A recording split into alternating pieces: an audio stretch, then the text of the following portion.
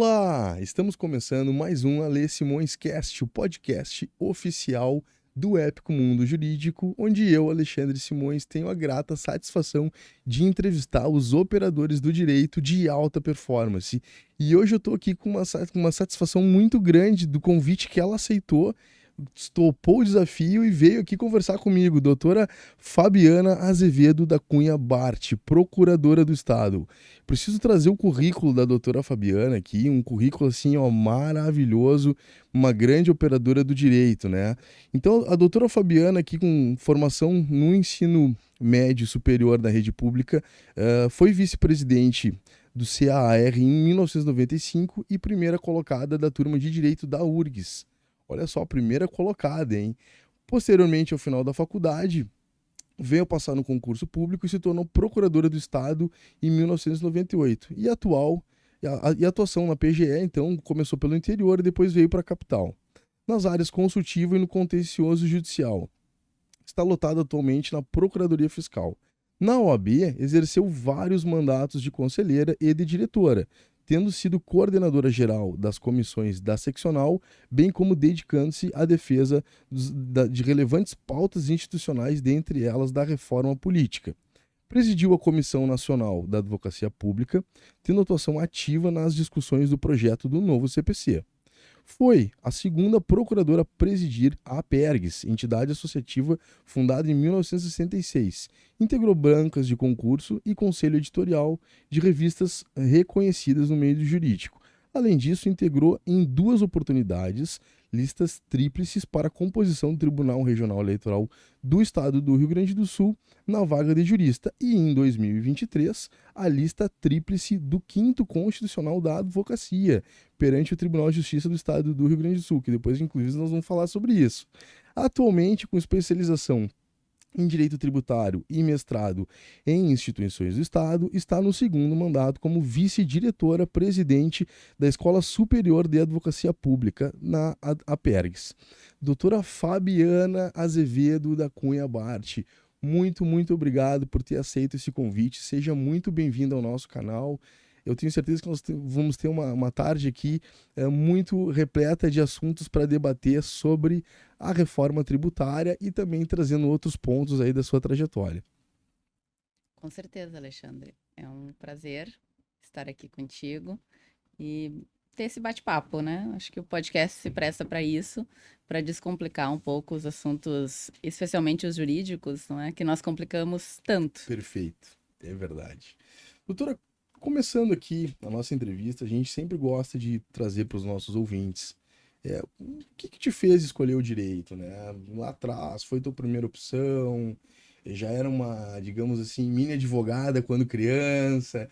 Já buscava sempre convencer o pai ou a mãe, o famoso duplo grau de jurisdição que a gente tem na nossa própria casa, né? Eu me identifiquei muito quando o professor falou uma vez isso, porque eu era uma pessoa que eu não gostava do não da minha mãe ou do não do meu pai. Eu sempre buscava já o duplo grau naquela época quando criança.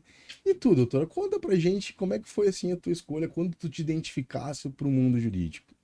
Eu sempre fui muito curiosa, Alexandre, isso desde de pequena. Então, e também extrovertida, e fazia as minhas apresentações ali para uma plateia. Então, eu fazia os meus júris de uma certa forma, Alexandre. Hoje, né, olhando em retrospectiva, a gente Sim, consegue ver isso. E também não só olhando em retrospectiva sozinha, até com a ajuda ali de psicólogos, enfim, que eu já fiz terapia há muitos anos sim, e vejo que realmente eu tinha essa veia para a área, para um cenário público, eu diria assim. Não sei se propriamente uma área jurídica, mas para atuar com pessoas, né? sim. Então, na adolescência eu pensava ali em fazer publicidade e propaganda, pensei em fazer jornalismo, mas também pesou naquela época, né? Uma tendência a querer ter algum sucesso na vida. E via-se como as profissões da época, né?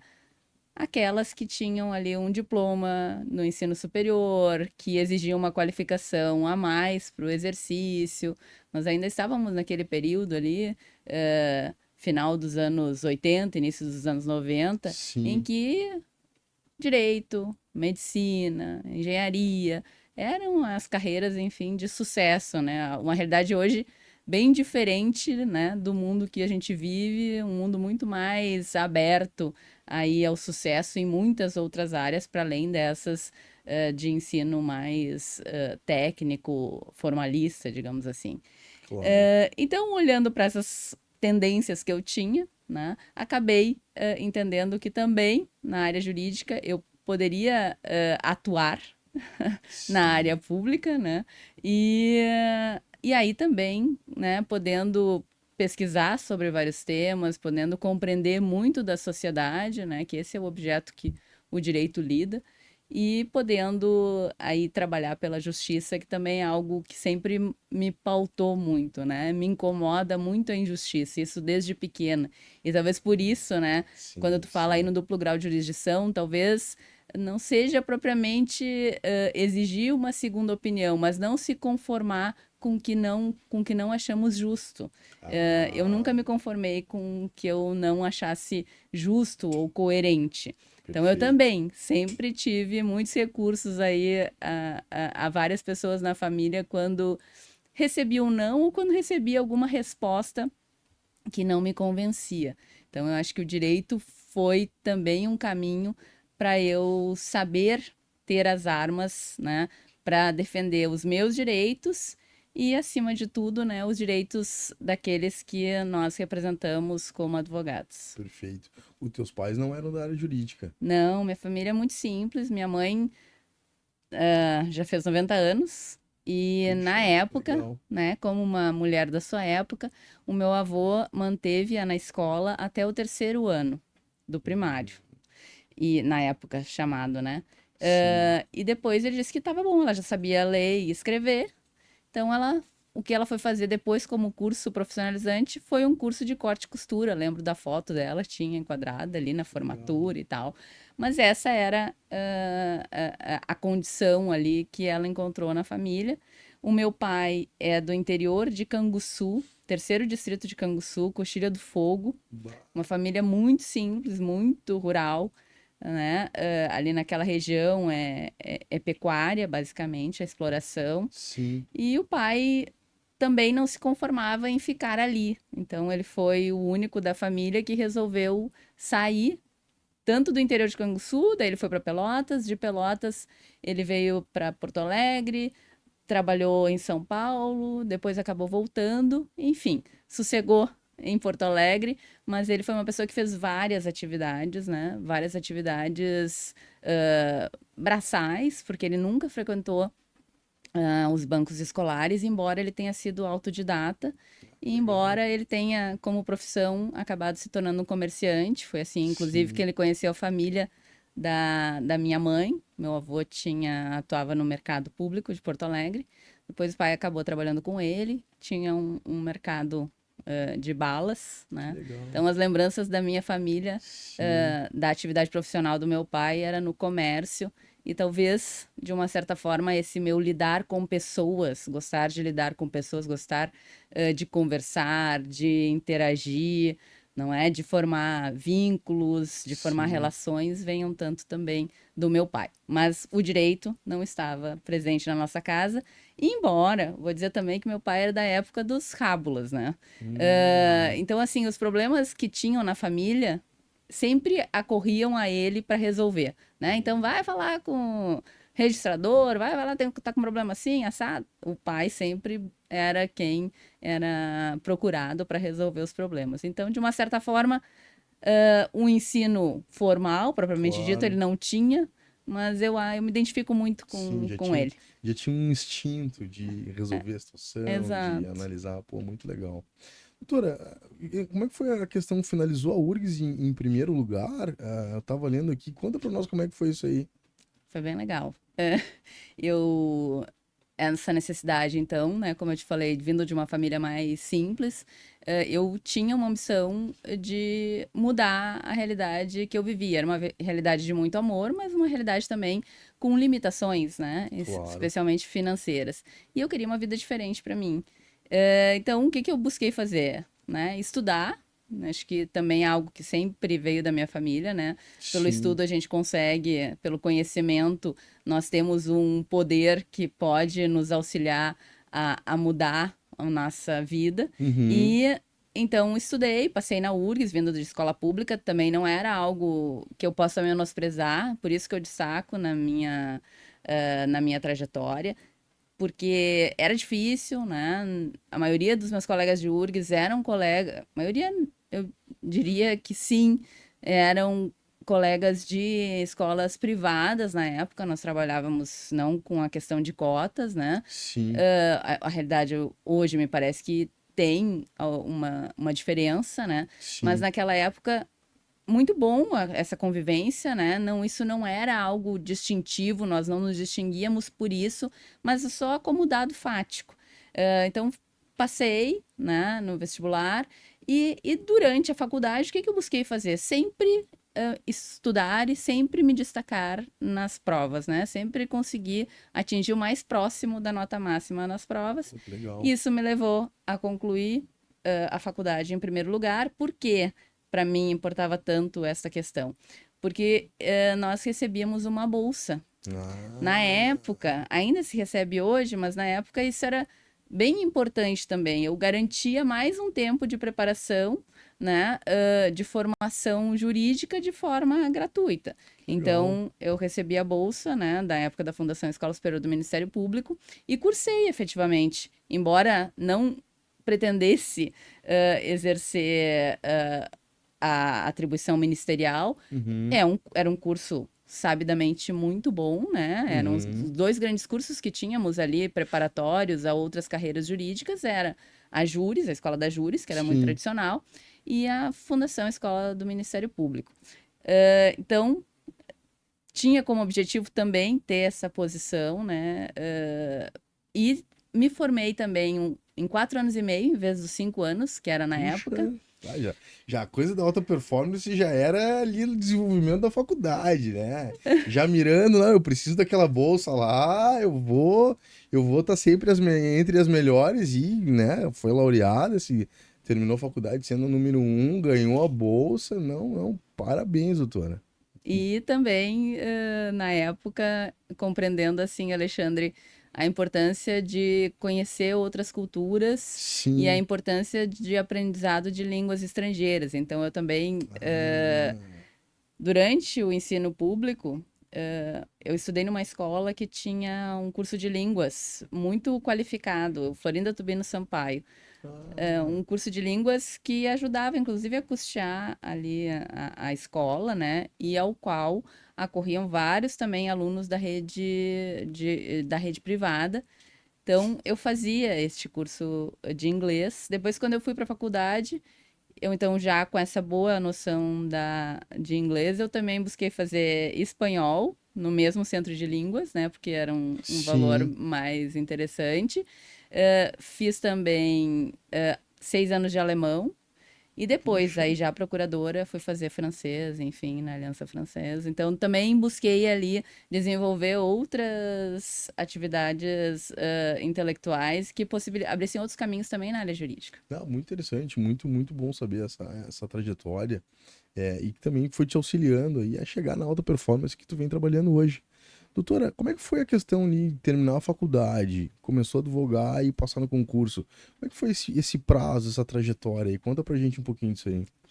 Na faculdade, abriu uma seleção para estágio com uma das grandes professoras que eu tive na Universidade Federal do Rio Grande do Sul, que foi a professora Maria Aparecida Artioli Moreto, que era a nossa Hum, professora de Direito do Trabalho. E eu fui fazer a seleção, fui selecionada, tá. e ali, naquela época, também era uma grande chance de já começar a praticar muitos atos processuais que não eram exclusivos do advogado com inscrição definitiva, ou seja, que o estagiário poderia fazer. Então, eu passava, naquela época, né, nas chamadas juntas, né, Uhum.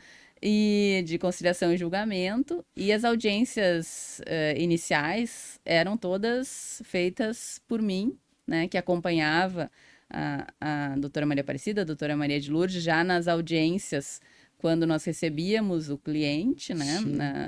É um escritório basicamente de reclamante. E recebíamos, eu acompanhava, então minutava as petições iniciais, elas revisavam, e para a audiência inicial, eu que era ali a designada a fazê-las. Então ali já comecei a ter esse contato com o dia a dia, né, Perfeito. da justiça. A justiça do trabalho é uma justiça muito oral e muito expedita, né, até Sim, hoje. Essa característica, inclusive, irradiou para o novo Código de Processo Civil, né, um tanto, exatamente. né, dessa oralidade, enfim. E a partir dali, as colegas, então, de escritório me disseram, se tu, quando te graduares, tens a vaga como advogada no escritório. Então, Perfeito. também era mais uma justificativa daí para eu me formar em 4 anos e meio. Quanto antes eu queria deixar de ganhar. Me lembro que na época a bolsa do estágio era Ah, o valor, né, que era pago era acho que R$ 150. Era muito pouco, né? Então eu queria ser logo efetivada como advogada. Então eu tratei também de acelerar o curso de direito por isso. E durante o curso de Direito eu também fui monitora do Departamento de Direito do Trabalho e Tributário, que na URGS é o mesmo departamento. sim. E então eu também recebia naquele período uma bolsa para monitoria. Na época o coordenador do departamento era um procurador de Estado, Tá. infelizmente falecido, faleceu cedo, o professor Maurício Batista Berni. Então, ali eu conseguia estar em vários espaços acadêmicos, né? Uhum. Auxiliando, muitas vezes aplicando provas, né? O monitor fazia isso na época. Se responsabilizava por algumas turmas da administração, que o direito, né, oferece algumas disciplinas opcionais ali para outros cursos. Então, eu me ocupava dessas disciplinas. Então, também busquei estar presente. Tá trabalhando de uma forma ampla, tá Exatamente. ajudando, tá envolvida na situação. Isso. E isso acabou me conduzindo. Então, estava ali com uma vivência diária com dois advogados, né? Digamos assim, Uhum. dois núcleos de advogados. O próprio colega Maurício Batista Berni, que era um procurador de Estado, vinculado à área de direito tributário, né? Que estava ali no meu dia a dia. E a minha própria advocacia no escritório que eu estagiava.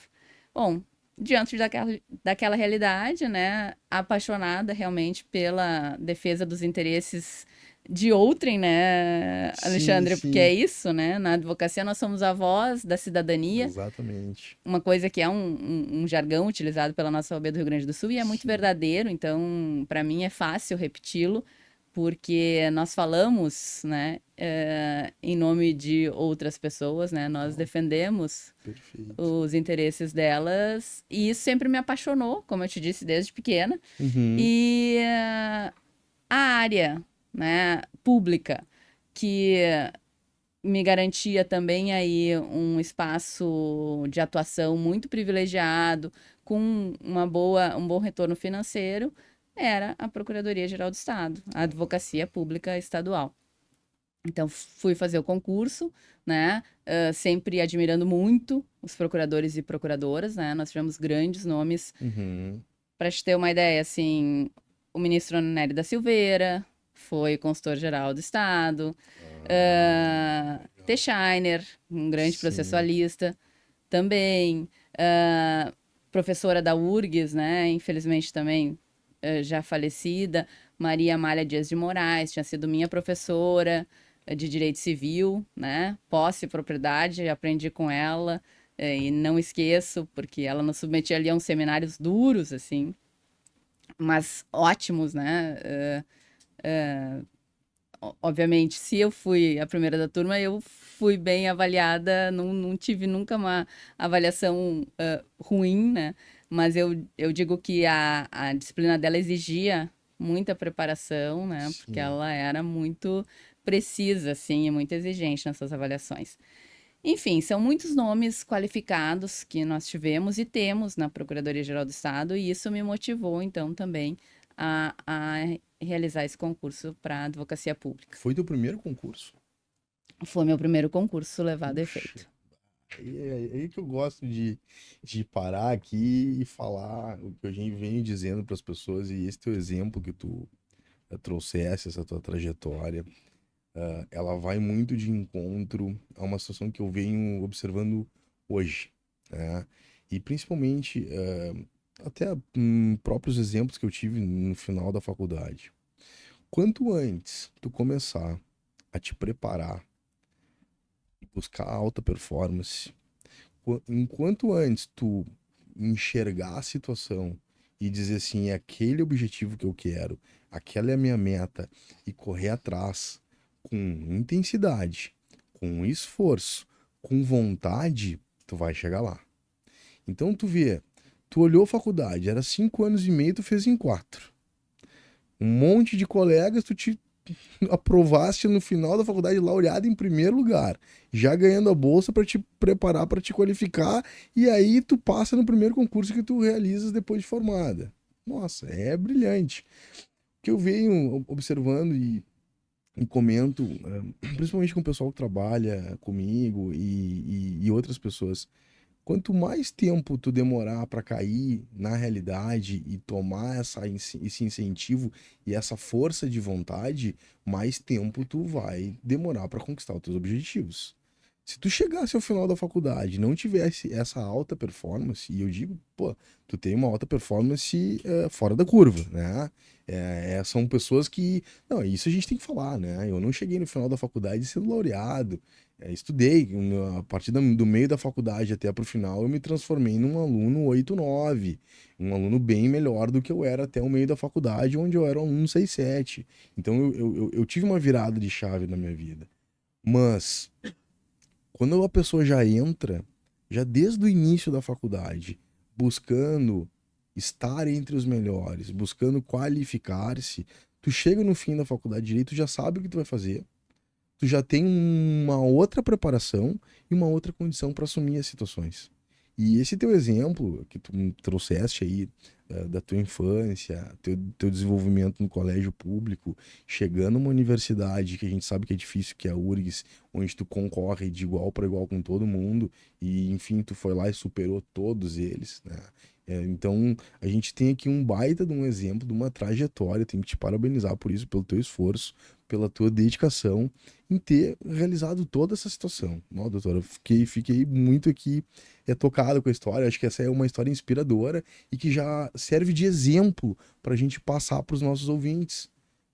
Alunos de direito, vocês estão começando a faculdade, estudem mais do que vocês estão estudando hoje. Tá aqui o exemplo, doutora Fabiana, que chegou, olhou para o caminho e disse assim: não, eu preciso estar em primeiro lugar, eu preciso dessa bolsa, e isso vai me ajudar na minha qualificação e vai me auxiliar depois a conquistar meu objetivo. Porque tu queria o concurso público, isso era fato, né, doutora? Mas aí a pergunta: nos concursos públicos, tu veio ser aprovada no primeiro que tu fizesse na procuradoria. Era realmente a procuradoria ou tu pensava assim, daqui a pouco eu faço isso, vou fazer depois a magistratura, ou vou fazer o Ministério Público, vou fazer a Defensoria Pública? Não, era a procuradoria mesmo que tu já estava focada. Era a procuradoria e eu diria, ela é encantadora, assim.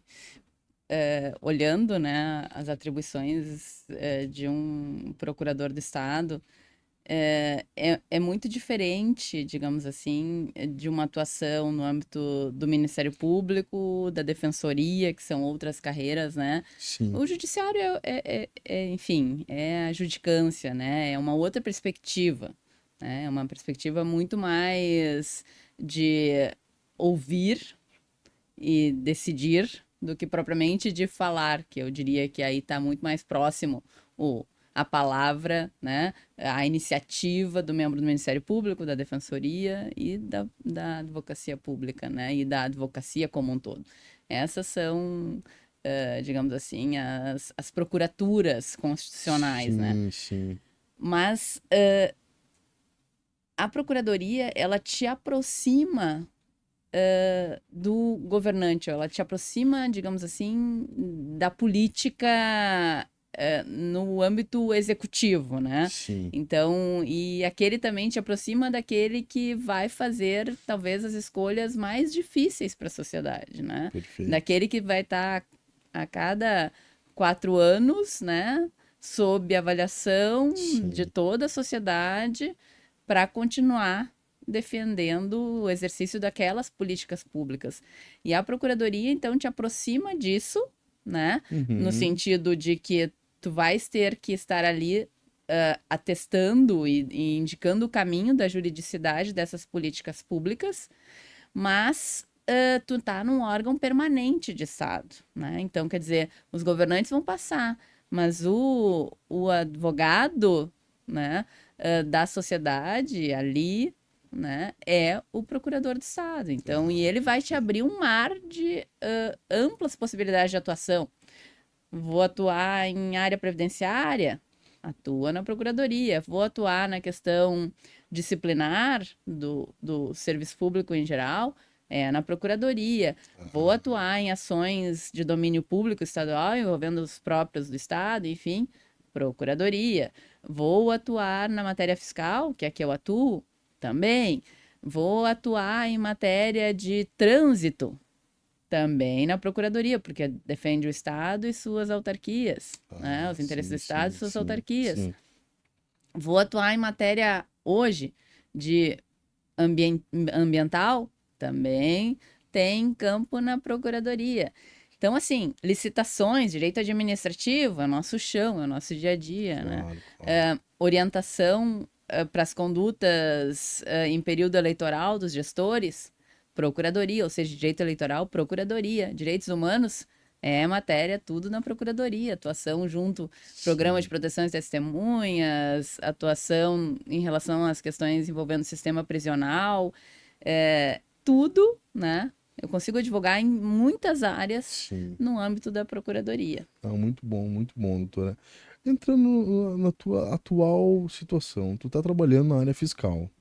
Conta pra gente um pouquinho aí como é que funciona essa área fiscal, o que seriam na prática aí, dentro da análise do Estado, cobranças viáveis e o que seriam cobranças inviáveis. Como é que procede, né, tu, os teus colegas, a turma lá, como é que vocês analisam essa situação? Isso é uma evolução, né, desde que eu ingressei na Procuradoria, Sim. porque o ajuizamento muitas vezes era feito em qualquer hipótese, né? Uhum. E aí, numa perspectiva mais de gerenciamento do crédito tributário, nós, eu digo institucionalmente, né, não pessoalizando, nós entendemos que tínhamos que focar a cobrança, né? Perfeito. Não poderíamos investir tempo, pessoal, colocar energia boa em algo ruim, né? Perfeito. Também foram feitos estudos pelo próprio CNJ avaliando, né, a performance, para usar o termo que a gente traz tanto aqui, mas a performance das procuradorias na cobrança dos seus créditos, né? Importante. Na época, até a nossa era uma das melhores, mas era um percentual baixíssimo de êxito, comparado ao quê? Comparado ao estoque da dívida, o que se tinha para cobrar e quanto se cobrava. Bom, a gente começou a ver, não, mas é que esse estoque, ele é ruim. Ele é um estoque fictício, porque ele é um estoque que tem muita coisa que não vai ser cobrada nem hoje, nem nunca. Porque é diferente, né, Alexandre? A empresa, ela, para atuar, ela vai gerar ICMS, né? Eu não vou escolher para quem eu vou dar aquele crédito. Sim. Não, a empresa vai estar atuando e vai estar gerando. Se essa empresa quebrar, esse crédito vai ficar lá. E pode ser a empresa dissolveu, não acha patrimônio dos sócios, ou, enfim, por N razões não posso ir atrás do patrimônio do sócio, eu vou ter que abrir mão deste crédito, né? Eu vou ter que limpar esse estoque para não dar a ilusão à população e a todas as autoridades, enfim, a quem olha para aquele estoque de que a cobrança é ineficiente. Não. Eu tenho que, então, limpar o meu estoque e separar os créditos que têm uma cobrança viável, né? Ranquear esses créditos, né? Dependendo do setor, dependendo do tempo que esse crédito está inscrito, porque ele pode demorar um pouco mais, eventualmente, para vir para a Procuradoria, por questões mesmo de tramitação regular, Sim. pode ter tido recurso no âmbito administrativo. Então vai Sim. demorar um pouco mais para chegar. Isso também, a gente sabe a demora. Tu pode eventualmente ter alguma dissipação de patrimônio, né? Sim. Então tem um ranqueamento dos créditos e tem também a consideração dos seus valores. Então hoje um crédito que chega até determinado valor, 5.000 PFs, que isso dá mais ou menos 100 mil reais, eu vou adotar determinadas diligências. Desde 5.000 PFs até um valor aproximado aí de 500 mil reais de crédito, eu vou adotar outras providências. Quer dizer, vale a pena eu pedir uma carta precatória para São Paulo, para Paraná, enfim, qualquer estado, né? Trouxe só assim para ficar fácil, né? Esse assunto é meio chato para um podcast, então.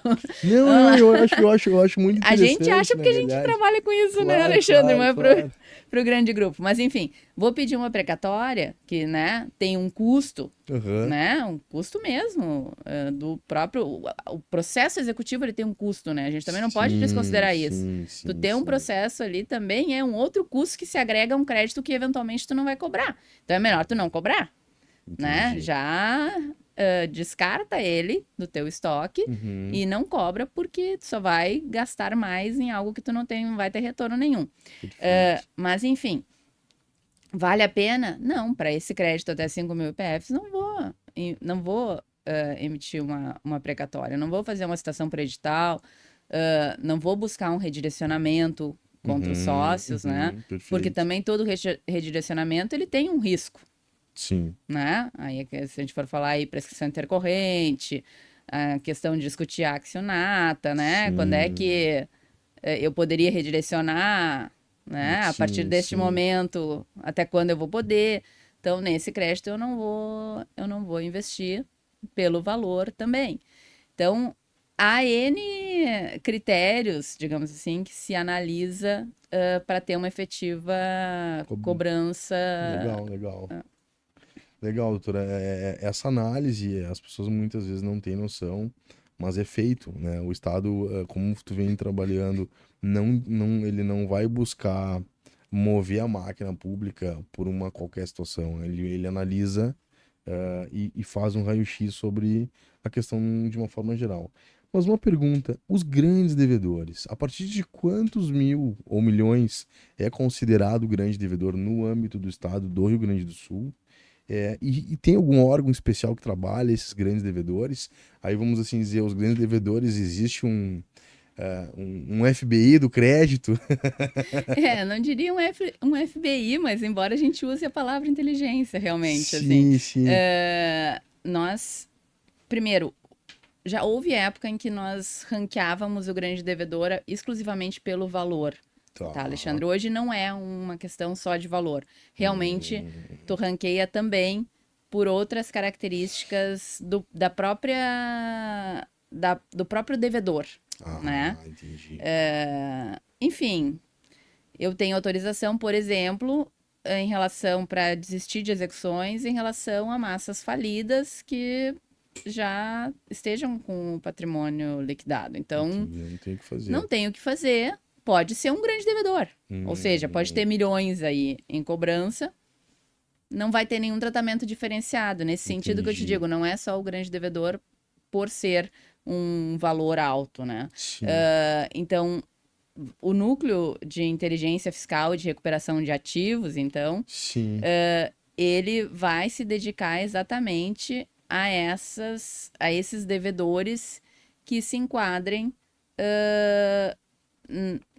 em características, né, que os coloquem com uma grande chance de, com uma cobrança adequada, se conseguir o retorno dos créditos para o Estado e para a sociedade, né? E sempre tendo presente, assim, de que um grande devedor, ou seja, uma empresa que tem condições de pagar e está fazendo a opção de não pagar, e daí não digo que seja uma opção fácil, não estou dizendo que sim. A gente sabe que não é em absoluto, mas de fato está selecionando deixar os créditos tributários, né, na sua última ordem de pagamento, ela pode também estar operando aí com uma vantagem em relação à concorrência do setor. Então, também sim. tem essa análise, né, Uhum. para conseguir também aí transformar esse nosso ambiente econômico, né, um pouco mais isonômico, que o tributo ele não seja um fator que desiguale, né? Então, acho que a Sim, sim. importância daí da cobrança efetiva nesses setores que a gente vê que tem condições de pagar, né, os seus créditos é esta, principalmente. Ah, legal, legal. Doutor, entrando na nossa principal pauta jurídica do nosso podcast de hoje, a reforma tributária. Se fala, olha, eu escuto falar de reforma tributária faz muito tempo. Muda governo e entra novo governo e vai lá e troca o governo e todo mundo fala em reforma tributária. E vou te dizer que acho que pela primeira vez eu vi uma votação e o projeto está sendo aprovado por uma das casas legislativas. O que está sendo hoje preparado nessa reforma tributária? Como introduzir o nosso assunto dessa forma? Eu penso que eu ouço falar de reforma tributária há uns 30 anos, É. tranquilamente, Alexandre. E eu vi também essas discussões desta reforma tributária acontecendo há um bom tempo, né? Quero dizer, tínhamos aí a PEC 45, a PEC 110, elas já estavam tramitando há um bom tempo no Congresso. O que de uma certa forma, assim, as pessoas dizem, fomos pegos de surpresa, é que ninguém acreditava que elas fossem andar. Essa é a verdade. Sim. Né? Isso também, vamos desmistificar, ninguém discutiu, às escondidas. Eu não tenho essa leitura, assim, né? Não se estava dando atenção, porque se achou, há 30 anos vem discutindo, né? Esses projetos mesmo já estavam lá há um bom tempo. Sim. Então, não vamos priorizar, não vamos gastar energia nisso, né? Mas o fato é que, com a mudança de governo, né, uma das pessoas que está muito envolvida com esses projetos, que é o Bernardo Api, assumiu, né, este tema no âmbito do governo federal e Tá. conseguiu aí construir essa pauta com a Câmara, que também, né, me parece Uhum. aí a grande força, né, da Câmara dos Deputados em querer fazer isso uma pauta real, né? Sim, sim, sim. E então acabou aprovado na Câmara essa proposta que agora vai para o Senado e acho que vai enfrentar bem mais dificuldades, porque agora as pessoas viram que é para valer, né? Sim. Então, Agora não é mais uma falação. A coisa tá andando. tá andando. Assim, minha avaliação, né? Se cumprido o compromisso de não ter um aumento da carga tributária, Uhum. né? Veja bem, não falo em redução. Isso eu não vi ninguém prometendo, nem quem quer aprovar, né? Todo mundo quer Uhum. manter o seu nível de arrecadação. E ninguém, e aí como sociedade, né, quer pagar mais tributo. Então, o governo tem dito que há um compromisso de não aumentar a carga tributária, né? Ok, isso um compromisso geral até acredito, mas óbvio que os setores vão ter um impacto diferente dessa reforma tributária. Então, alguns setores vão ter uma repercussão mais pesada desta reforma tributária do que outros, né? E Sim. aí que começam, né, os nossos grandes debates sobre a necessidade da reforma, a sua conveniência, né, Sim. de aprovação. E é esse debate, eu acho que está sendo feito, bem feito, né, pelos setores envolvidos, né? Na Câmara foi feito de forma muito rápida, efetivamente, né? Que foi Uhum. votado muito rapidamente o relatório quando chegou, né? Sim. Para este ponto de votação. Mas eu acho que essa discussão ela vai ser feita no Senado, até porque é uma casa legislativa que funciona de forma muito diferente da Câmara dos Deputados, né? Uhum. Ali realmente tem muito peso ali a posição dos estados do norte, nordeste, né, pelo número de estados, inclusive. diferentemente da Câmara, né, que tem uma participação maior ali do Sudeste, em especial, né? Claro. Então, eu acho que no Senado vai estar sendo construído um bom debate sobre este tema. Acho que houve uns alertas, assim, várias entidades têm se manifestado, especialmente na área dos serviços, do setor de serviços, né, sobre os riscos da reforma. Penso que ela vindo para simplificar seria muito bom, né, porque não é fácil lidar com o sistema Não, tributário como ele é hoje, não, né? não é. Ontem eu vou usar um caso que é bom. Um colega que já atuou na área de direito tributário, não está mais atuando hoje, mas ele chegou, olha, minha filha está me questionando aqui, porque ela tem um projeto da universidade que ela tem que criar uma empresa e ela quer criar essa empresa em Minas Gerais. E ela me questiona aqui que ela tem que fazer a tabela de custos e ela quer saber o valor de tributos que ela vai pagar lá em Minas Gerais. Ele assim, eu não sei isso, eu tô vendo que eu não sei nada, tu sabe? Daí, assim, eu vou te dizer que eu teria que estudar a legislação de Minas Gerais, Sim. né? Então, isso, um exemplo, eu que não tô atuando, né, na área empresarial. Isso é a Claro. realidade de muita gente, né? Sim. Nós temos 27 andares no nosso edifício, né? Sim. Com 5 mil e tantos moradores. Então, é muita legislação diferente para tributação de consumo, legislação diferente para tributação de serviços. Unificar isso tudo num único imposto, né?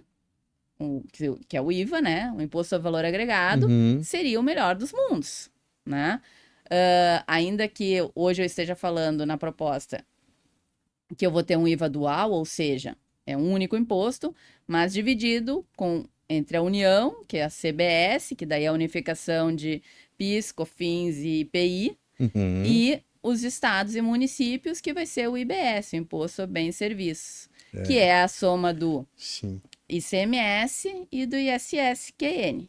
Do Tá. ISS, né? Não é mais QN. Sim, isso é a pergunta que a gente deixa frisar bastante aqui e o que eu gostaria que tu explicasse bem pausadamente, até para os nossos ouvintes entenderem. A reforma tributária que está tramitando no governo federal é uma modificação por emenda constitucional. Então Uhum. ainda nós teremos lei complementar, lei ordinária e eventuais decretos. Umas duas coisas já aparecem, né? O CBS e o IBS. Essas duas siglas como sendo novas questões tributárias. Vamos assim dizer que vamos diminuir as espécies tributárias. Não vejo dessa forma, mas até porque o CBS ele não vai deixar de ser contribuição social. E o IBS não vai deixar também de ser a modalidade de espécie tributária do imposto.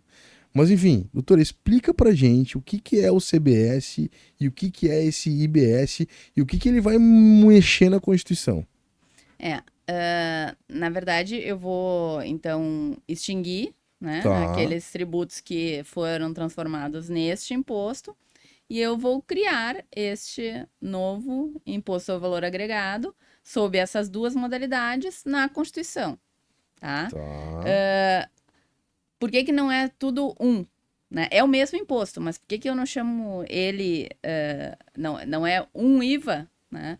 Porque a União desconfia dos estados, os municípios desconfiam dos estados, né? O nosso federalismo fiscal é um ente desconfiando do outro. Então a União já separou a sua fatia, né? Os estados e municípios ficou tudo junto com a mesma fatia. Por isso que também os municípios, dessa tributação que é a mesma, né? Uhum. Os municípios vão e os estados vão distribuir o valor desse imposto, né? Que o deles vai ser, é o único deles, né? Vão distribuir por meio de um conselho federativo, que é uma entidade pública que está sendo criada também pela reforma, que vai ter autonomia técnica, orçamentária e financeira, vai ter iniciativa de lei, ou seja, vai poder encaminhar a sua lei complementar, organizando a sua forma de funcionamento, Então, esse também é um novo ente aí do nosso federalismo fiscal que nós estamos vendo surgir com a reforma. Por quê, né? Porque nós precisávamos, se nós vamos ter um imposto único entre estados e municípios, nós precisávamos criar algum ente que pudesse responder por esses dois, porque hoje o imposto mais relevante financeiramente para os estados é o ICMS, hoje e há muitos anos, né? Sim. É o ICMS, é o que garante a sua autonomia financeira, né? Tá. A sua capacidade tributária, imposto próprio é o ICMS, né? E para os municípios é o ISS, né? É o seu imposto mais relevante. Quando eu tiro esses dois impostos e transformo num IVA nos dois, né? Então eu tenho que criar um órgão que permita eu dizer, né, que eu não estou ferindo a autonomia de nenhum desses entes. É uma solução que a expectativa de quem engendrou a reforma é de que com isso eu traga mais transparência para o sistema, ou seja, eu vou saber quanto eu efetivamente estou pagando. Hoje a gente sabe que isso não é verdade, né? Embora possa aparecer ali, tanto de ICMS, sabe? Tem uma série de questões de crédito presumido, de benefício, que não é, ou seja, aquilo que não aparece não é o que tu tá pagando, Uhum. né? Sim. E na própria produção tem uma série de outras questões. Se eu tiver um imposto, né, que vá me garantir a não cumulatividade de toda essa cadeia, eu Uhum. realmente vou saber quanto eu estou pagando de imposto, então é o que seria o mundo ideal, né? Mas tem todas essas questões de federalismo fiscal, tem todas essas questões de uma tradição, né, dessas receitas próprias de estados e municípios, que eu estou mudando com este novo imposto que está sendo criado. Pois então, doutora, eu vou te dizer que parece simplificar, mas na minha humilde opinião, vai bagunçar. Por quê? Vamos lá. Hoje, pela forma como está na Constituição e como está distribuído esse federalismo, querendo ou não, tu sabe lá que o ISS tem uma lei complementar federal, ou seja, se aplica a todos os municípios do Brasil, onde eles têm uma base de regras que eles não podem violar, e em cima daquilo ali eles vão trabalhando dentro das suas lacunas e dentro das situações para fazer a sua arrecadação e ter a sua subsistência, a sua autonomia. Ou seja, funciona. Querendo ou não, a gente pode falar, mas funciona. O que hoje, na minha opinião, eu estaria equivocado, mas enfim, existe, cada município cobra uma alíquota, né? E isso eu acho que a gente deveria pensar numa isonomia, né? É 2% em qualquer município em todo o Brasil. Para te parar com essa concorrência, onde uma empresa não quer fixar sede naquele município e vai para outro porque ela trabalha com serviços e naquele município o ISS é 5% e no outro lá é 2%. Então a gente tem hoje uma guerra fiscal entre municípios por causa de uma diferenciação de alíquota. Mas ainda a situação funciona. Quando tu vê para o estado, a gente também enxerga essa guerra fiscal. Cada estado tem um ICMS. Se fixássemos também uma única alíquota para todos os estados do Brasil, teríamos uma questão, digamos assim, estaríamos resolvendo o problema da guerra fiscal municípios entre municípios e estados entre estados. Quando a gente pega tudo isso e bota dentro da mesma panela e faz o mexido lá dentro, aí eu lhe pergunto, vai dar certo, doutora?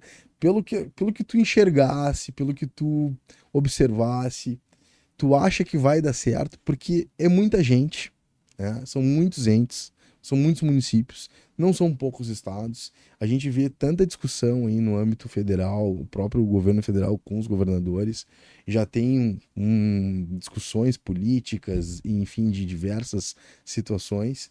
Cada um puxa para um lado. E aí a gente está criando lá um terceiro ente federativo, que seria esse conselho, para abraçar essa situação e para dizer assim, agora eu vou resolver. É como se a gente analisasse assim, tu tá criando um pai e o pai vai dar mesada para os filhos. Eu vou dar mesada para o estado A, vou dar mesada para o estado B, vou dar mesada para o município C, vou dar uma mesada para o município D. Eu vou te ser bem sincero, eu acho que essa simplificação, como está sendo colocada, eu acho que vai bagunçar no futuro. E eu acho que vai dar mais problema. Eu acho que a gente deveria pensar numa reforma partindo do que a gente tem hoje e unificando regras nacionais. Porque a empresa, o investidor que vem da China, que vem dos Estados Unidos, vem do Japão, ele precisa saber que o ISS é uma alíquota e é único em todo o Brasil. Ele precisa saber que o ICMS é uma alíquota e sobre se ele vai produzir aqui bens para venda, é uma alíquota que ele vai pagar e em todo o Brasil facilitaria a situação se nós pegássemos a questão tributária que existe hoje e organizássemos a questão tributária que existe hoje. Mas o que está me parecendo é que estão inovando uma questão tributária.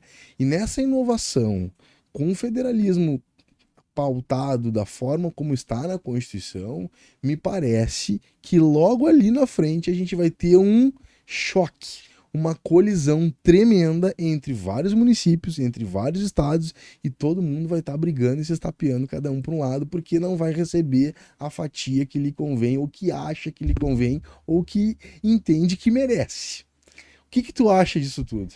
Então, Alexandre, a pergunta preliminar é, né, tu tá partindo do pressuposto de que tá funcionando. Eu tenho sérias dúvidas de que está funcionando, porque acho que tem gente que podia estar pagando algum tributo e não está. Em compensação, tem gente que está pagando demais. Tá. Por exemplo, tem serviços hoje que não são tributados, né? Numa sociedade digital, eu vou ter muito mais dificuldade em trabalhar com novos bens para tributar. Sim. Então, a grande discussão hoje é a tributação de serviços, tá? Que são tributados pelos municípios hoje. Tá. Então, surgiu um serviço novo, né?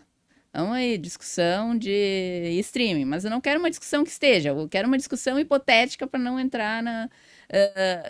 um serviço X, né? Bom, a gente vai até decidir como se tributa esse serviço X, quem tributa, se é serviço ou se é bem. Esse serviço já parou de ter uma importância econômica, porque a gente vai ficar discutindo, a gente já fica discutindo entre municípios e estados e a gente leva isso no STF, até o STF. Concordo. Então eu acho que a discussão ela já existe, né? Concordo. Este é o problema. E aí, por outro lado, se eu tenho também alguma redução, né? Alguma isenção de um setor importante. Muitas vezes a gente ouve falar, né, o governo conferiu o benefício X, o benefício Y. Sim. Mas eu não vejo isso no preço final do meu produto. Eu, consumidor final, né? Sim, vou lá comprar. Não vejo. É verdade. Por quê? Porque aí, né, o setor produtivo também vai dizer não. É porque isso não é bem assim, mas eu tive outros custos, enfim. Quando, na verdade, aquilo ali, o que ele aumentou? Teve o benefício fiscal, ou seja, não veio para a sociedade, mas está aumentando a margem de lucro. Então, por quê? Porque eu não tenho um sistema tributário que me permita exercer a cidadania fiscal. Eu não vejo efetivamente o que eu pago. Eu tenho muitas máscaras dentro do sistema que não permitem hoje, né, exercer uma efetiva cidadania fiscal. Então, eu acho que hoje não está bem. É isso que eu quero dizer, assim. Eu confesso que não tenho como referir se vai funcionar. Tenho sérias dúvidas, aliás, né? Porque, como eu já te disse, desde o princípio, eu participei de várias reuniões no CECIF, que é lá da FGV, enfim, com pessoas que estavam trabalhando no projeto, né, auxiliando a tramitação desse projeto na Câmara, realmente como procuradora ali para discutir como é que a gente pode fazer funcionar. Vocês veem problema nesse Conselho Federativo? E em todas as vezes eu dizia, olha, eu tenho dúvidas como é que vai ser o sistema de votação, como é que vão ser, né? Porque a gente lembra o CONFAS, né? Uhum. Que definia ali a questão dos benefícios fiscais, que agora é CONCEFAS, enfim, mudou o nome do órgão, enfim, mas houve uma época em que as decisões tinham que ser tomadas por unanimidade, não eram tomadas, e os estados aplicavam os benefícios de qualquer forma, aí o outro estado prejudicado ia ao STF, o STF declarava a inconstitucionalidade né, daquela legislação, mas até aí já tinham gozado benefício, a empresa já tinha se estabelecido, já tinha operado, já tinha ido embora. Então, né, o direito chegava atrasado nessa questão. Então, o que eu quero dizer, nós tivemos já dificuldades em órgãos concertados, né, que exigiam uma concertação entre estados. Isso evoluiu, melhorou com o tempo, os estados hoje são favoráveis, né, as secretarias de fazenda e vários governadores, né? Ou seja, a reforma só passou na Câmara porque também teve apoio dos governadores, inclusive dos grandes centros, como São Paulo, né? Rio Grande do Sul também se manifestando favoravelmente. Mas, assim, nós já tivemos experiências, e eu estou falando de forma não trazendo o caso específico nosso, mas já tivemos experiências de conselhos com dificuldades de concertação entre entes federados. Imagina trazendo agora os municípios também, na quantidade que nós temos no país, para dentro desse conselho federativo. Esse é o Então, problema. eu tenho sérias dúvidas de como isso vai operar, de eventuais prejudicados, né? Também trago a lembrança a questão da desoneração das exportações, da Lei Candir, né? Uhum. O nosso estado ele foi um estado que teve muitas perdas e nós tivemos que entrar com ações questionando a União para ter a devolução, né, desses valores, que também era uma arrecadação que o estado contava, a União desonerou para incentivar a indústria. Nós não tivemos um aumento da indústria aqui no país, né? Aqui nesse sentido aqui, Uhum. e desoneramos as exportações e a União teve que, assim, a fórceps, né, depois de muita luta e de Uhum. muitos anos, recompor esses valores. Nós tivemos agora há pouco a questão dos combustíveis. Também foi uma grande discussão, demanda judicial na STF, conflito federativo sendo julgado. Enfim, nosso federalismo ele é muito mais competitivo, infelizmente, do que Uhum. cooperativo. E para um conselho federativo funcionar, nós precisamos que o nosso federalismo ele tenha, né, este liame da cooperação entre os entes. E eu não sei realmente se isso é capaz de acontecer, mas eu sempre quero pensar positivamente, Alexandre. Falar em cooperação até, eu e o doutor André Pires, falamos do princípio da cooperação como uma das 16 leis do sucesso, né? Debatemos aí bastante, agora tu mencionaste na cooperação. O que me deixa na dúvida é como exercer essa cooperação, porque a gente fala da cooperação, a gente diz que ela deve existir, mas e na prática? O que que, na realidade, meu sentimento como contribuinte, tá? A minha opinião como contribuinte, eu acho que a reforma ela vem para, de uma forma disfarçada, aumentar a carga tributária. E aí não tem muito para onde correr, então eles estão tentando implementar dessa forma. Acho também que deveria ocorrer uma reforma, concordo, mas eu pensaria numa reforma de uma forma mais objetiva e direta com o que se tem hoje. No sentido de continuar deixando o ISS na questão da fatia para os municípios, organizar melhor esse ISS dos municípios, organizar o ICMS dos estados e manter essa divisão.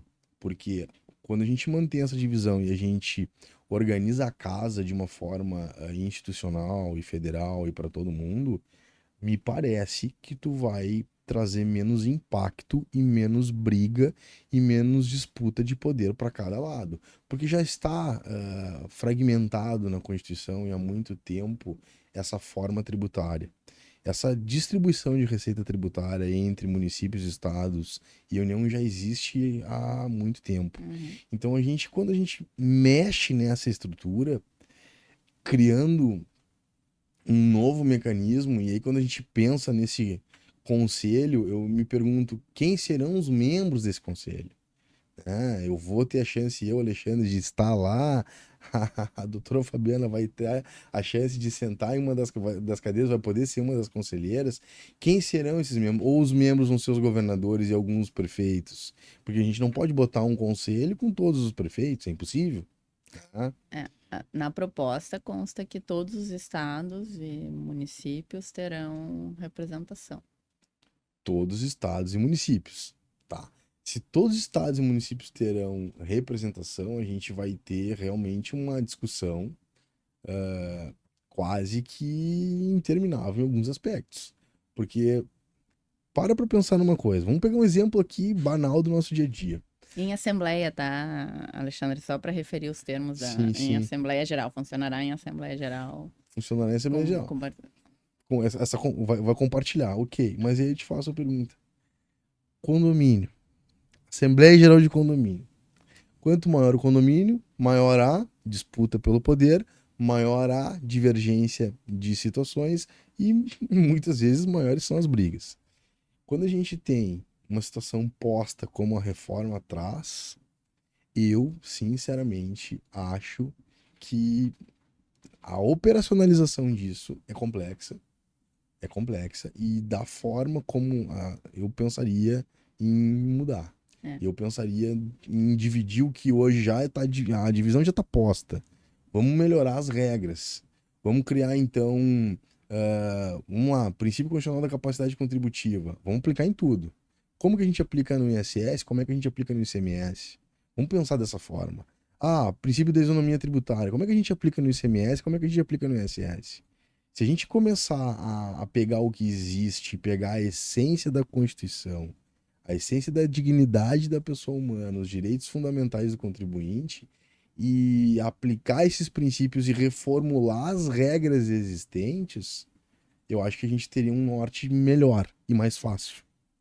Inclusive de entender e compreender. O que tu pensa sobre isso? Eu acho que eu penso que a gente tem que tirar o foco, talvez, assim, nessa dificuldade operacional do Conselho Federativo, que para mim, né, enfim, a minha dissertação de mestrado foi sobre federalismo fiscal, então para mim isso traz uma preocupação, assim como a ti, grande, Alexandre, mas eu tiraria o foco disso pensando que, bom, isso é um problema, mas assim, vamos pensar que isso vai ser um problema para distribuir a arrecadação de um tributo que vai ter uma legislação única. Então, acho que também a gente tem que, né, pensando no que tem de bom e no que tem de complicado na reforma. Acho que o fato de ter uma legislação única, né, talvez possa valer a experiência de fazer este novo, nessa nova entidade pública funcionar. Porque, veja bem, nós temos aí vamos ter períodos de experimentação, né? Então, a gente está falando de uma reforma que vai começar aí a ter uma operacionalidade, né, em 2026. E aí de modo muito pequeno. Uma alíquota base com um pequeno percentual para ver o quanto isso vai repercutir, que arrecadação isso vai implicar, 1%. Bom, aí eu vou ver se o tributo vai eu vou testar a operacionalização desse tributo, né? Então, é isso, de uma certa forma, que incomoda alguns. Eu vou conviver com mais de um sistema, né?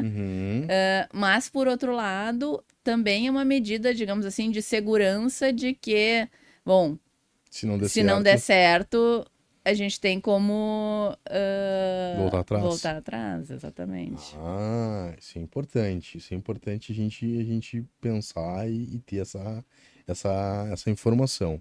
Doutora, aí para a advocacia, vai aumentar a carga tributária para os advogados? Como é que vai funcionar? Porque hoje a gente tem muitos escritórios que operam no Simples Nacional, né? Que é uma forma simplificada, auxilia, né, a questão tributária. Então, tem muitos escritórios que utilizam o Simples Nacional para emitir as suas notas fiscais. analisando essa reforma, vendo lá na frente, depois dessa fase de testes, a essência da reforma, na prática, vai trazer um aumento de carga para o setor? Alexandre, advocacia é serviço, né? Então já comecei te dando a resposta. Sim. Que o setor de serviços era um setor, digamos assim, que seria talvez atingido de forma mais dura com essa proposta. Verdade que o Simples vai ser mantido, né? Tá. Mas vai ter interesse, por exemplo, de uma indústria em contratar um advogado optante pelo Simples, se ele não vai poder se acreditar, porque ele vai poder se acreditar. Agora, o tributo é absolutamente não cumulativo, então eu acredito tudo, né, nessa minha conta corrente. Eu não vou poder me acreditar do teu serviço se tu estiver optando, se tu estiver no Simples. Então, eu vou te contratar?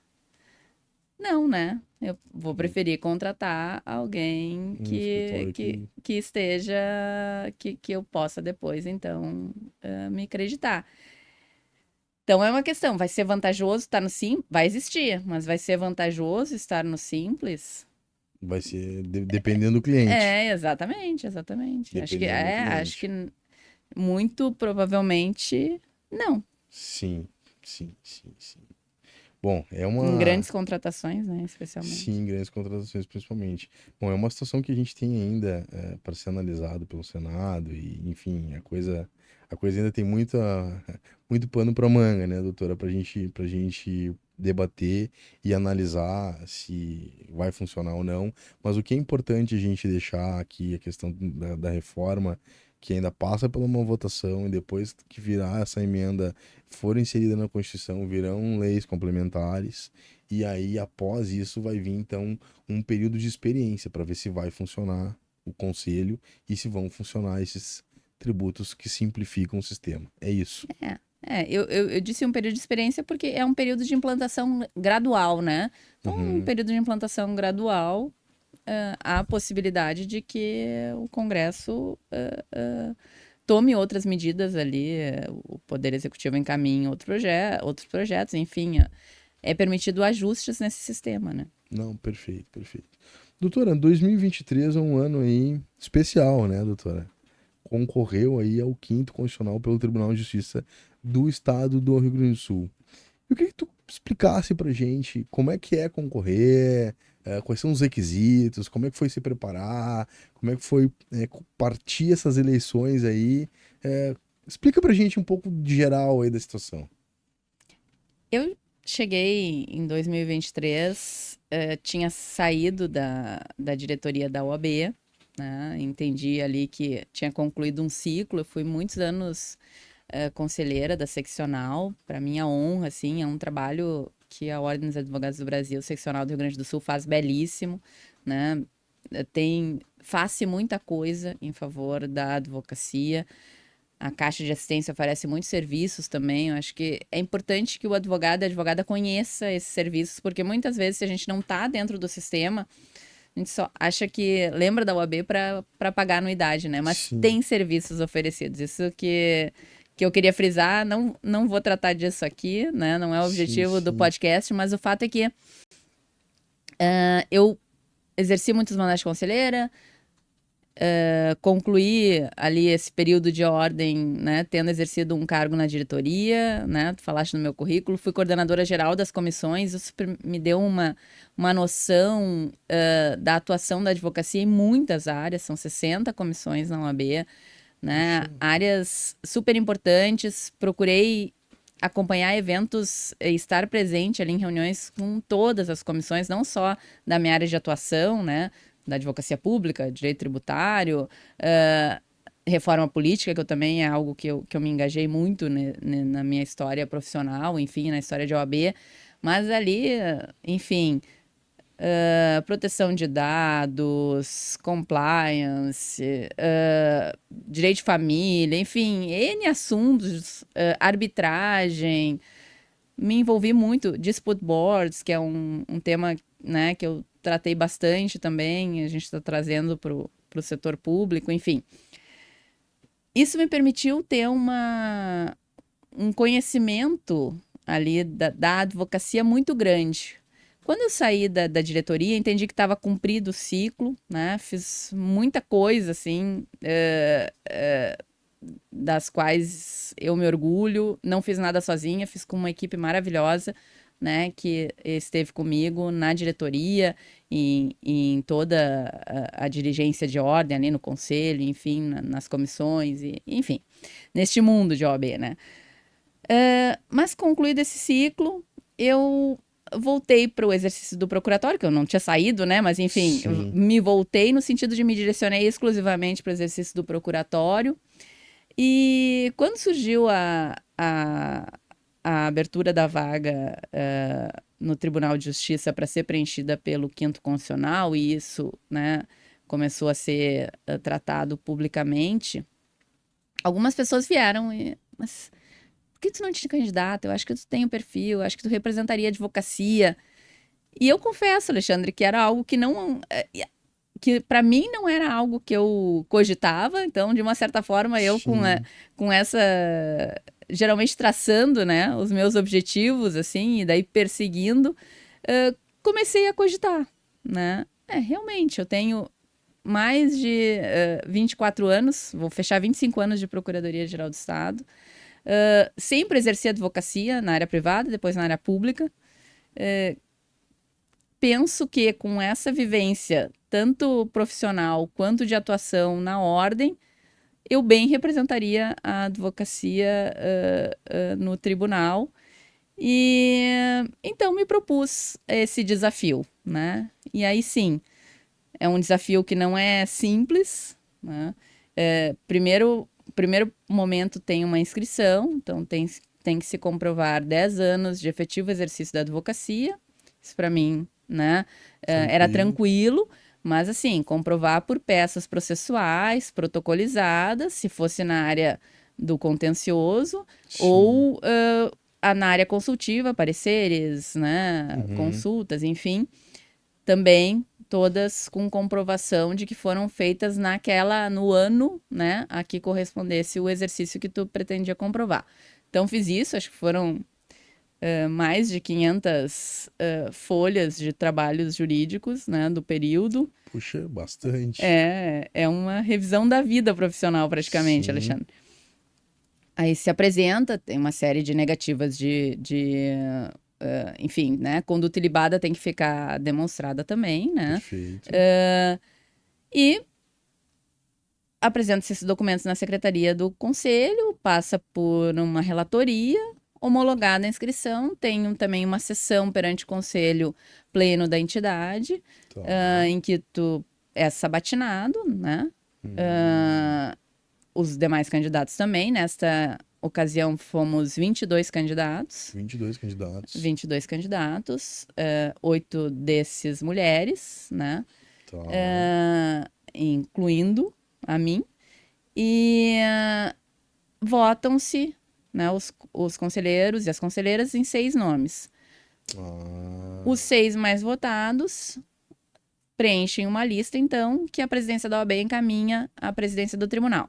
Chegando essa lista na presidência do tribunal, os nomes são apresentados, então, para o órgão especial do Tribunal de Justiça, que faz a votação. Na verdade, os nomes são apresentados para toda a magistratura, né? É expedido um ofício, então, a todos magistrados, no sentido de apontar se há algo a destacar, positivo ou negativamente, por 10 dias, né? Os magistrados têm o prazo para analisar, então, esses nomes submetidos à aprovação do órgão especial do Conselho Pleno do Tribunal de Justiça, e é designada uma sessão, então, para esses desembargadores e desembargadoras escolherem 3 nomes da lista que era de 6, né? Mas não são todos os desembargadores que votam. Não, é o órgão especial, integrantes do órgão especial do Conselho Pleno. É um período também que então se vai apresentar o currículo, né, para esses desembargadores, né, todos muito bem nos receberam. Felizmente eu estava numa lista com outros grandes nomes, né, da advocacia. Nesta sessão então pública abre-se a oportunidade para uma fala de 10 minutos de cada um dos 6 candidatos. No caso, nós acordamos em não fazer uso do nosso tempo, porque já tínhamos nos apresentado individualmente para todos os desembargadores, o que foi acolhido, né, pelo órgão. Dispensada, então, essa fala ali, né, na tribuna, é feita a votação na hora, né, por um sistema eletrônico, e declarado o resultado ali dos 3 mais votados. Feito isso, a presidência do tribunal encaminha esta lista de 3 nomes para o governador do estado e ele, conforme o seu juízo, né, escolhe um desses nomes para nomear ao preenchimento desta vaga. E depois, então, o Tribunal de Justiça cumpre da posse. O colega escolhido tem a posse agora no dia... tem a posse agora em seguida. Sim. E eu espero, né, que ele faça um desempenho brilhante na magistratura, assim como teve na advocacia. Ah, legal, doutora, legal, legal. Muito boa a tua explicação. Traduz aí um resumo desse processo, que ele é um processo complexo. E não é um processo que acontece todo ano, doutora. Quanto tempo faz que a última concorrência para o quinto aconteceu? Cerca de 10 anos, Puxa, Alexandre, faz um tempinho. Então bastante tinha... Por isso eu acho que a qualidade dos candidatos também, né? Um colega que estava nessa disputa já tinha integrado, inclusive, uma lista tríplice há 10 anos. Então, ainda estava nessa expectativa, né? De tentar conseguir de tentar, vencer. exatamente. Legal. Mais de um. Acho que 2 colegas participaram da última disputa. Na lista sextupla, quantas mulheres haviam? Uma. Apenas a doutora Fabiana? Isso, Puxa, e que foi para a lista tríplice. Foi para a lista tríplice, isso. Representando aí o universo feminino. É. Legal. Eu diria, representando... Isso foi muito bonito, Alexandre, porque a advocacia feminina, né? As mulheres representam mais de 50% hoje da advocacia gaúcha. Sim. E, aliás, somos maior numericamente também em âmbito nacional, né? No Brasil são mais mulheres advogadas do que homens advogados. Mas isso não representa, isso nunca, de modo espontâneo, nunca representou que mulheres exercessem as posições de maior liderança na advocacia nas seccionais da ordem. Então, de uma certa forma, tem uma demanda de mulheres, e não só de mulheres, mas assim, de homens que entendem que não tem que haver essa desigualdade represada. E isso foi bonito neste movimento, né? Que foi individual, que eu fiz, mas que eu fui recebendo por essa condição de estar como única advogada, né, nesta lista, eu fui recebendo apoios reiterados de entidades de mulheres de carreiras jurídicas, né? Ah, que legal. Então, a ABMCJ, a Associação Brasileira de Mulheres de Carreiras Jurídicas, me apoiou. O Movimento Independente de Advogadas 50-50 me apoiou. Construíram um abaixo-assinado, inclusive, que circulou em vários espaços e contou com quase 1.000 assinaturas apoiando o meu nome. Esse manifesto foi entregue pela deputada Nadine na Casa Civil, então, que é uma deputada também que trabalha muito em favor das questões de gênero. Então, no final deste processo, Alexandre, te confesso que, embora o objetivo, né, de ser nomeada desembargadora não tenha sido atingido, o objetivo de realmente ali representar a advocacia que acredita, né, na qualidade técnica, mas também numa igualdade entre todas e todos, foi atingido. Então, eu fiquei muito feliz com o resultado desse processo. Não, legal. Fico também feliz por escutar esse teu testemunho, né? Trazer isso para os nossos ouvintes, né? A gente tem aqui a presença ilustre de uma mulher, de uma procuradora uma pessoa que correu o processo em busca da vaga do quinto constitucional, que era a única mulher na lista sextupla da OAB e que era a única mulher na lista tríplice da OAB posteriormente e que, por uma decisão do governador, não foi a escolhida nesse momento. Não Exato. significa que daqui a uns 2 anos possa surgir outra vaga e a doutora possa concorrer novamente e, quem sabe, chegar a conquistar o objetivo, porque uma coisa é certa, né, doutor? Conversando aqui contigo hoje, eu tenho a grata satisfação e a certeza de que, se nomeada fosse, estaria representando muito bem a advocacia e, melhor ainda, a advocacia feminina, né? Foi uma questão de escolha do governador, a gente, né, sempre respeita a Isso. escolha. Legítima escolha. Eu quero Legítimo. deixar muito claro, Alexandre. Claro, Não tem. claro. É isso. Faz parte Faz do parte do processo. jogo. Não, Uhum. não, não, exatamente, exatamente, mas muito legal. Doutora, a gente já está quase encaminhando aqui para o final da nossa entrevista, né? O pessoal está adorando aí, eu também. Eu quero entrar aqui algumas perguntas mais pessoais aqui para a gente encerrar. Conta pra gente, resumidamente, aí, o que que tu faz hoje na tua relação pra busca da vida épica? O que que tu hoje, como é que tu organiza a tua questão saúde, família, trabalho, espiritualidade? Como é que tu equilibra esses pilares que são pilares que constroem a vida épica? Como é que tu faz isso hoje? Eu diria, né? Eu sei que a vida épica para ti tem um sentido, Alexandre. Para mim, o épico é o simples, né? Eu acho que Legal. nós, a vida, ela é muito perfeita, assim, né? Ela não pode ser menosprezada como vida, né? Acho que é um milagre nós estarmos aqui.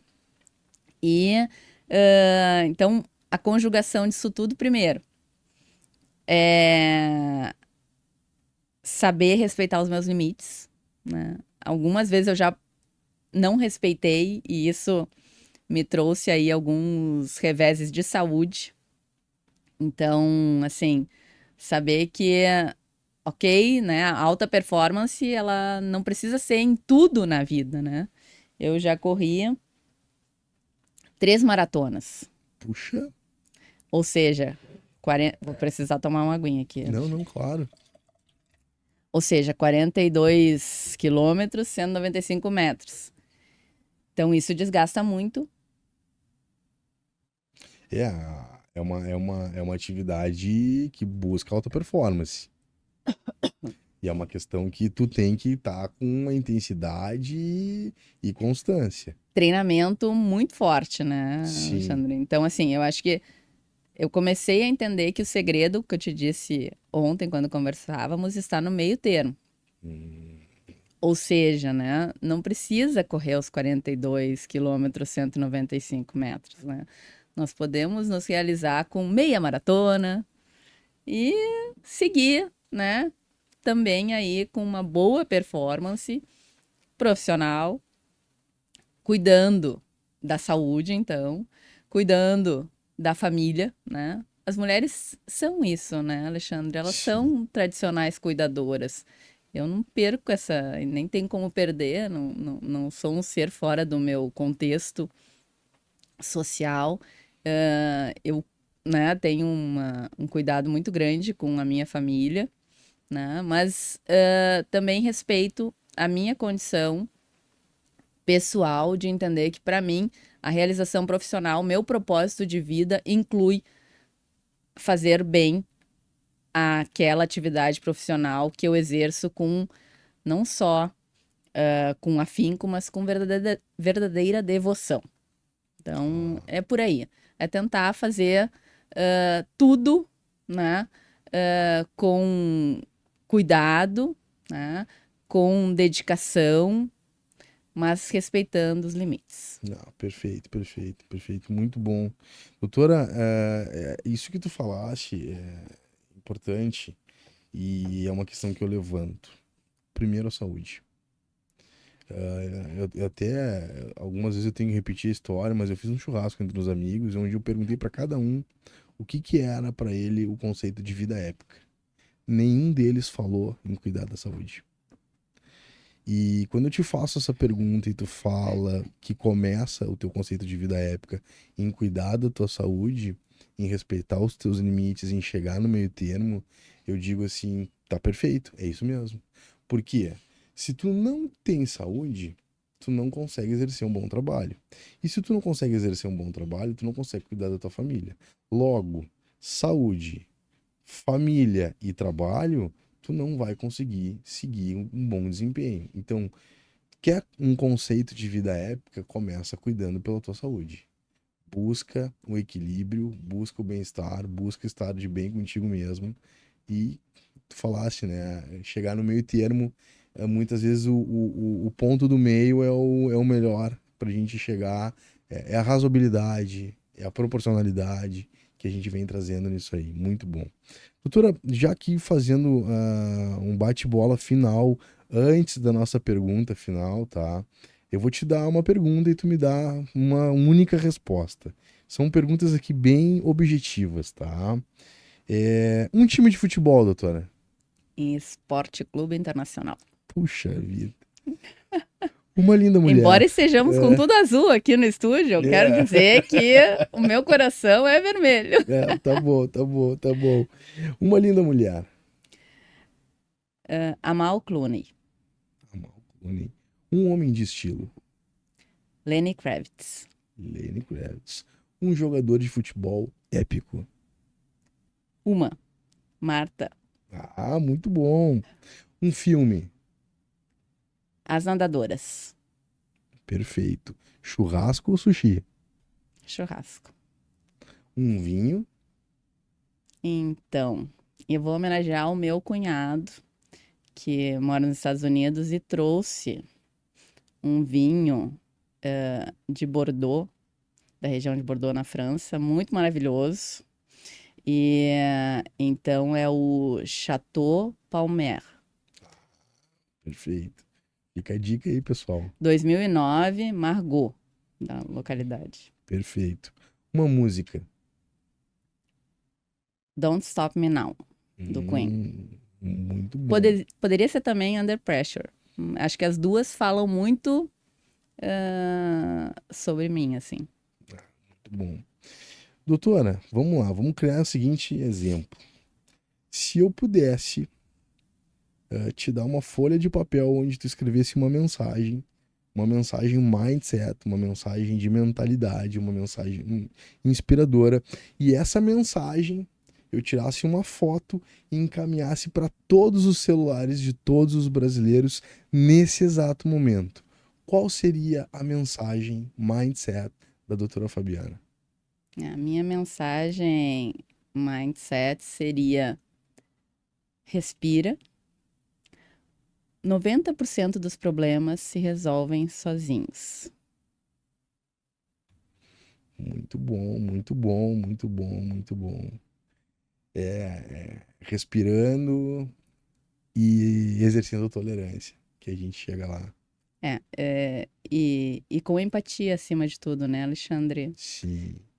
Eu acho que falta muita empatia. Acho que se a gente se colocar no lugar do outro, a gente consegue também ter uma sociedade muito mais harmônica, né? Nós conseguimos resolver muitas fissuras sociais do nosso tecido social que nós temos, se colocando no lugar do outro, conversando. Por isso que eu digo respira, né? Porque muitas vezes eu teria a intenção de te dar uma resposta diferente, mas eu vou respirar, vou ver se eu ouvi bem a tua pergunta. Realmente foi isso que tu quis dizer? Posso te retribuir com uma outra pergunta e tu vai esclarecer o teu próprio questionamento e aí eu vou poder te dar uma resposta realmente para o que tu tá querendo saber, porque eu vou conseguir ter um pouco a tua perspectiva, né?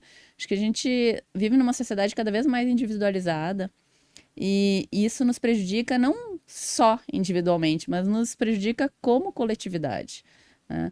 Nós não podemos esquecer que nós, como humanidade, estamos aqui não por sermos os mais fortes, não por agirmos individualmente, mas porque nós conseguimos agir em comunidade, conseguimos nos comunicar e unir nossos esforços, né?